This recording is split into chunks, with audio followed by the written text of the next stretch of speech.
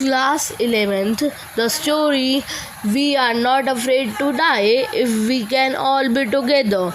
This story is the story of extreme courage and skills exhibited by Jordan Cook, his family, and crew man in a war with water and waves for survival. This is an inspiring story that teaches us importance of endurance, impact of optimism in one's life, role of family, as well as age is just a number.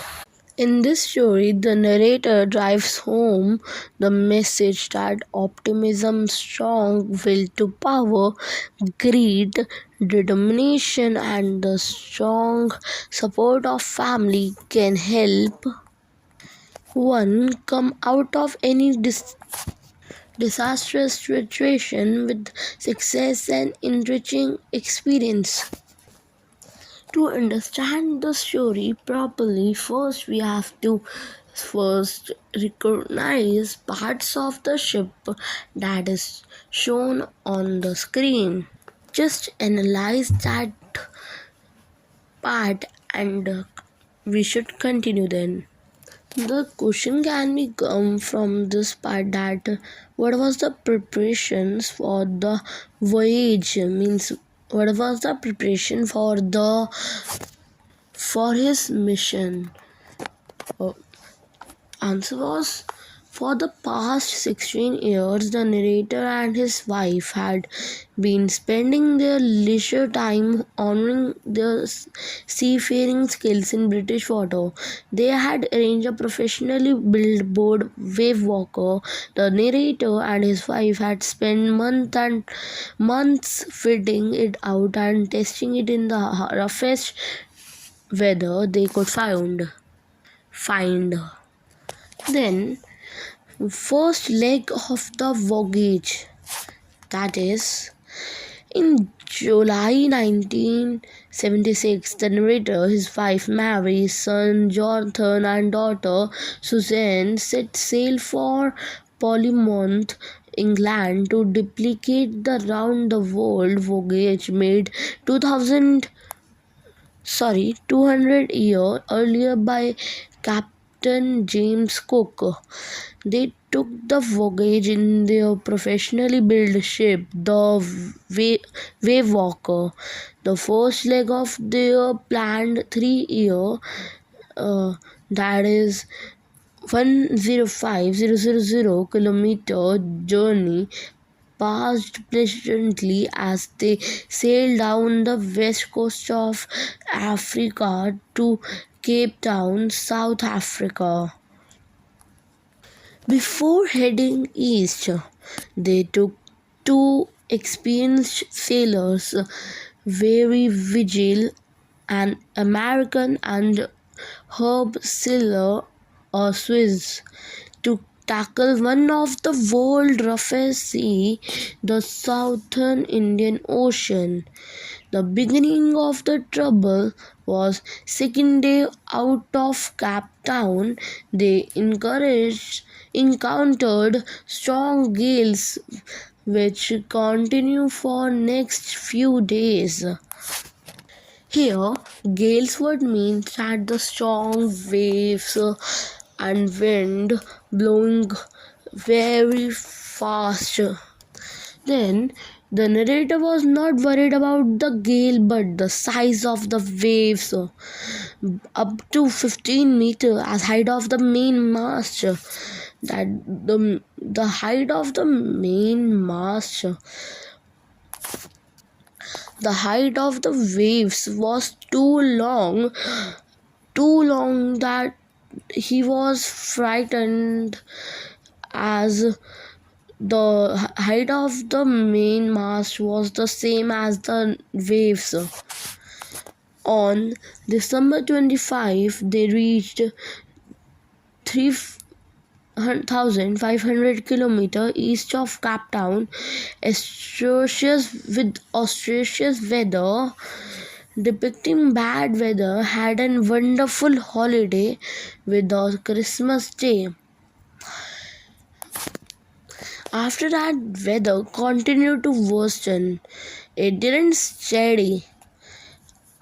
In July 2, the first calamity happened. The condition worsened when waves became gigantic and the winds were screaming. They were sailing with only a small jib. They were still making 8 knots. They faced enormous waves. To slow the boat, they dropped jib, went through live raft drills, attached lifelines, donned all skins and life jackets, waited in apprehension of the approaching storm. There was an impending disaster. I'm telling you the main points. I'm not making a paragraph now. So listen. The first indication came around 6 p.m. with an ominous silence. The wind dropped, the sky grew dark. They were approaching by a cold cloud like wave. The thunderous explosion shook the deck. A torrent of green and white water broke over the ship. The author's head smashed into the wheel. He was flying overboard and sinking below the waves. He almost lost his consciousness and accepted his approaching death. As when death is near, there was a pleasant silence. He can feel that silence. Now, that impending disaster was very near. The narrator's head popped out of the water due to the force of the waves. Wave Walker was near capsizing. Marsh was almost horizontal. He saw Whale Walker to be on the verge of overturning when another huge wave turned it upright again. That other huge wave saved the Whale Walker to sink. His life jacket docked. He grabbed the guardrails of the boat and sailed into the main boom of the boat. Now he came to the boat again. The waves that were pouring inside were so powerful that he got tossed around the deck like a rag doll. He was in very bad condition. His left rib was cracked. His teeth were broken. His mouth was filled with blood. He somehow found the wheel, lined up the next wave, and was fully determined to face the next wave. In the difficult situation also, he never lose courage and walk again towards his Whale Walker to save his family. There was water all around, and the narrator was anxious that it had filled the lower part of the ship. But he did not dare to leave the wheel to examine the damaged part. Then Mary shouted that the deck was broken and they were sinking. The narrator asked Mary to take charge of the wheel, and he rushed outside and saw that Larry and Herb were pumping water out frantically like a madman. A lot of things were floating noiselessly around because of excessive water. The narrator was panically and struggled through water to his children's cabin to check on them that they are fine or not. The children are safe. They were safe and had settled on the upper bunk of the bed. Sue had a big bump over her eyes. She did not fuse about it.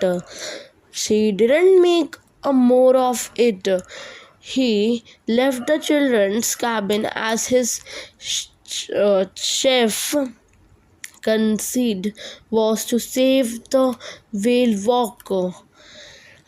The starboard side was chalk open, because of which they were taking more water. He realized that if he did not make some repair urgently, the boat would sink. He managed to cover the gaping holes with canvas and waterproof hand covered. He could finally prevent the water from seeping in. There was a huge problem that happened with the hand pumps. The hand pumps started to block up with the debris floating around. Debris was a thing, scattered pieces of rubbish or remains of some toys, and so many things that was floating. The electric pump short circuit and the water level rose dramatically. The spare hand pumps had wrinkled overboard along foresail, the jib, the his and the main anchor for the deck. He was lucky enough to get two more working electric pumps. This was saved because of the two more working electric pumps that he had found. They tried to get connected to Mayday calls, but all in vain, because they were far away from the mainland. They were in the remote corner of the world where there's less connections or negligible connections. However, in the same condition, there was a courageous child whose name is Sue. Her daughter, Sue's head had swollen alarmingly. She had two enormous black eyes. She also had a deep cut on her arm. She didn't inform her parents about her injury, as she knew that her father was attending to the more serious issue, saving World Walker and their life. His son also showed a courageous thing that inspires a lot. When he comforted the children, the John, his small son, said to him that, "Daddy, are we going to die?" So his daddy means the captain wants to explain him. However, he continued that we are not afraid of dying if we all be together. This shows a great courageous step that is taken by a small child. This was the whole chapter. We have completed in only 15 minutes with full explanation, important questions and important word. Thank you for watching.